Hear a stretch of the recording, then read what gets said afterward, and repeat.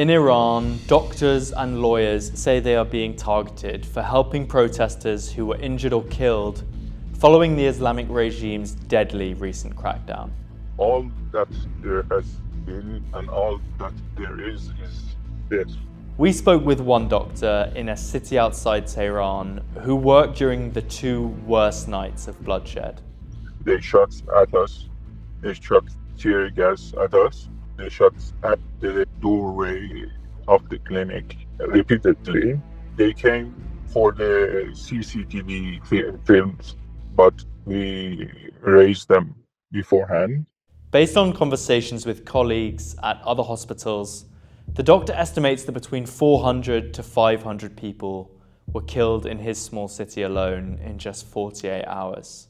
A network of doctors inside Iran estimate the national death toll could exceed 30,000 people. This far outstrips the regime's figure of 3,117 dead reported on Iranian state television. At great personal risk, Amir, which isn't his real name, has been visiting injured protesters in their homes who are avoiding going to hospitals because they fear being arrested.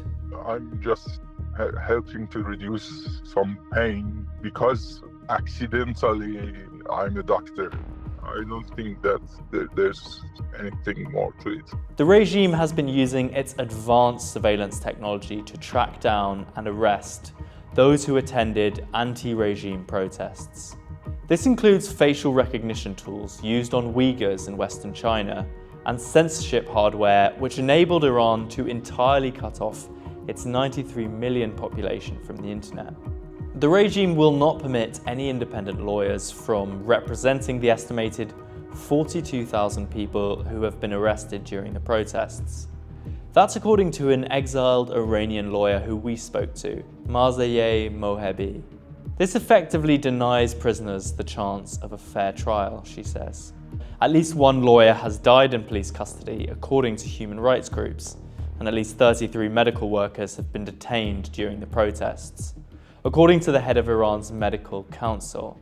Of those arrested, 22 are still in detention. Meanwhile, Donald Trump has said he will decide within 10 days if the US will strike Iran. Last year, the US president made a similar statement before joining Israel's bombing campaign of Iranian nuclear sites in its 12-day war. Despite the flagrant injustices in Iran, millions of demonstrators around the world have been turning out in support of the Iranian people's fight for freedom and regime change, with huge demonstrations taking place in Toronto, Munich, Los Angeles, and London. Images of those demonstrations have made it into Iran and represent a moment of unity and hope for the victims of an otherwise extremely dark chapter in the country's history.